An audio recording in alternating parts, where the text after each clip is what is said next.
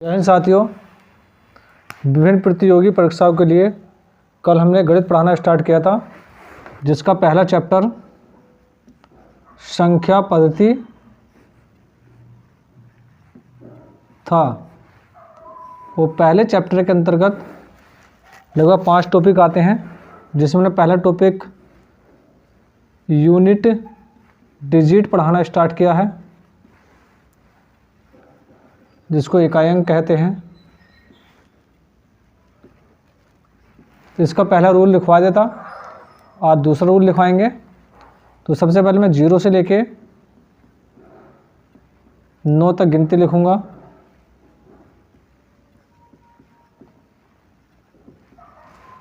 Zero 1 2 3 4 5 6 7 8 9, जिसमें हम कल 0 1 5 और 6 इसका रूल पढ़ चुके थे। अब बचे अंक हमारे पास कौन कौन से हैं? 2 3 4 7 8 9। तो अब हम इसका रूल पढ़ेंगे। वो रूल नंबर 2 है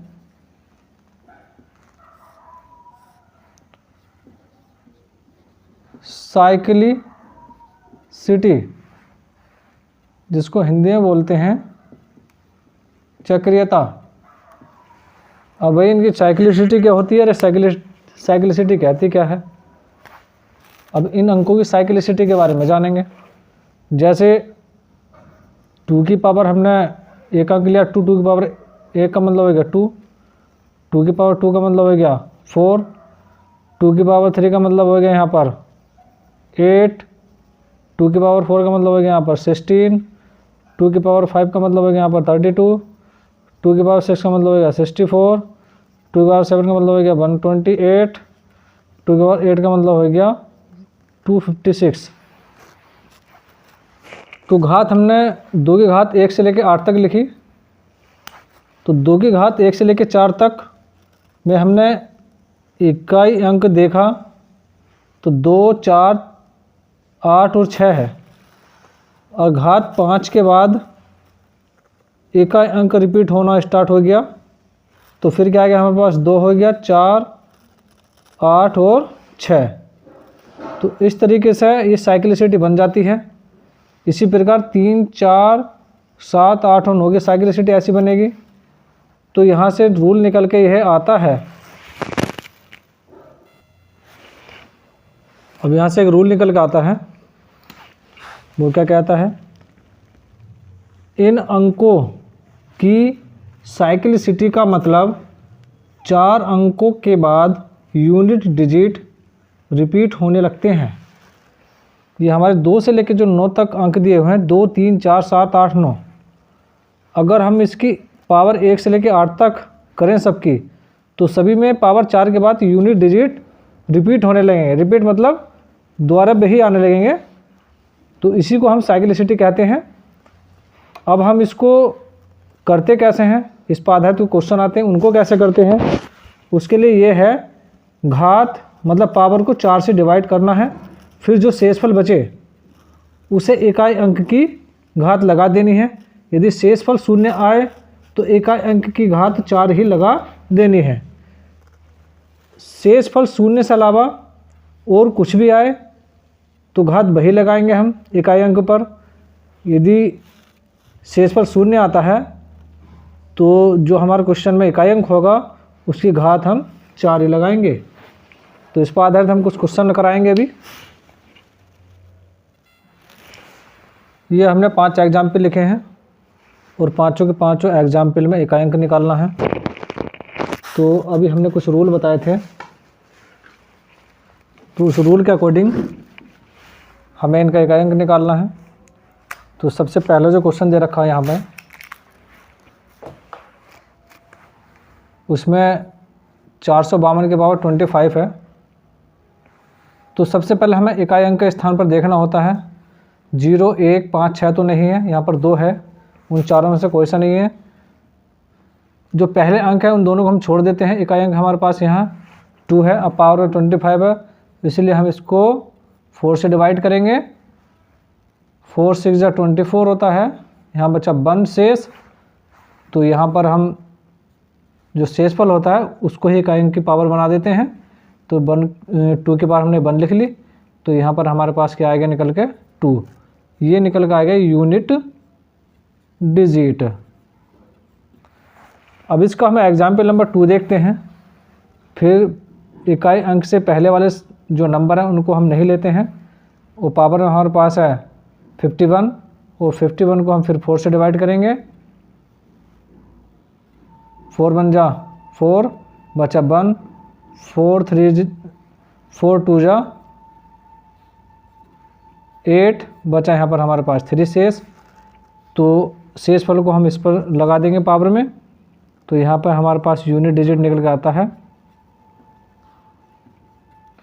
7 की पावर आएगी यहाँ पर 3, और 7 की पावर 3 का मतलब होता है, अगर हल्का करना चाहें तो 7 की पावर 2 का मतलब होगा 49, और 7 बचाएगी यहाँ पर, क्योंकि पावर 3 है तो 3 बार मल्टीप्लाई होती है इसकी। और यहाँ पर इकाई अंक हमारे पास 9, 9 7 63, तो यूनिट डिजिट आएगा हमारे पास यहाँ पे 3। ये आंसर हो गया। अब नेक्स्ट क्वेश्चन अगला दे रखा हमें, इसका निकालना है। इन दोनों अंकों से हमारा कोई मतलब नहीं है, केवल इससे है। तो यहाँ पर हमने 8 लिखा। अब 8 की पावर हमें बनानी है। 4 की डिविजिबिलिटी क्या कहती है, जो लास्ट के 2 अंक हैं उनको डिवाइड करके देखते हैं, पहले वाले को छोड़ देते हैं। तो इसलिए हम दोनों अंकों को डिवाइड करके देखेंगे। 4 दूनी 8, 1 बच गया, 4 तिया 12, फिर यहाँ पर हमारे पास 1 बच गया शेष। तो 8 की पावर 1, ये आएगा हमारे पास 8। ये हो गया यूनिट डिजिट इस संख्या का आंसर।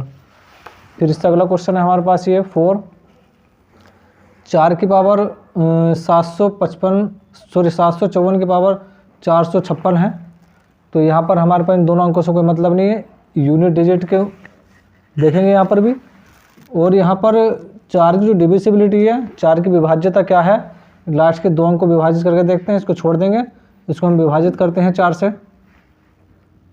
तो क्या आता है 4 × 4 और 4 चौक 4 × 4, 4 चौक 16, शेषफल बचा 0। और जब शेषफल 0 आए तो घात हम उसकी यूनिट डिजिट की वो 4 ही लिख देते हैं। इसको लिखा हमने 4 × 4, 4 × 4, 4 जगह लिख लिया, 4 चौक 16, फिर 4 चौक 16, फिर इसका यूनिट डिजिट 6 है, इसका 6 है।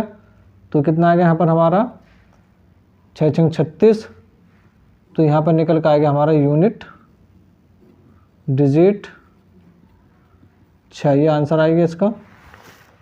और इससे अगला क्वेश्चन हम देखें, 4 से हम इसे डिवाइड करेंगे तो इसकी घात भी जो है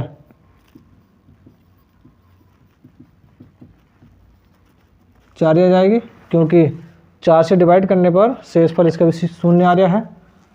तो 2 की पावर 4 का मतलब हो गया 16, तो यूनिट डिजिट आ गया हमारे पास यहाँ 6। इसका आंसर इस तरीके से आ गया। तो इस तरीके से हम बड़ी से बड़ी संख्या का यूनिट डिजिट निकाल सकते हैं। और कुछ नोट पॉइंट में 1-2 और लिखाऊंगा।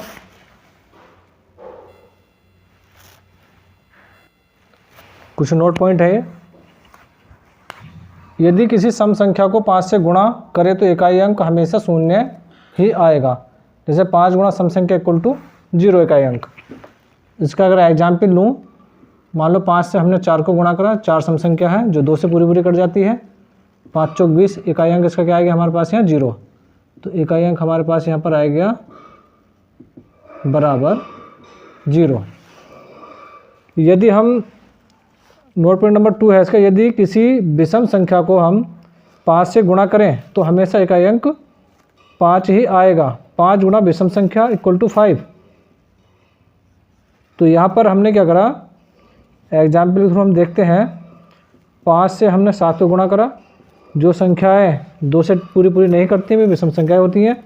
तो 5 × 7 = 35 हो गया। तो यहाँ पर इकाई अंक हमारे पास निकल के आता है बराबर 5। ये आंसर आ गया। तो यहाँ से हमारे पास नोट पॉइंट में 2 रूल निकल गए। तो दोनों रूल के हमने 2 एग्जाम्पल बता दिए हैं। Thank you for watching video.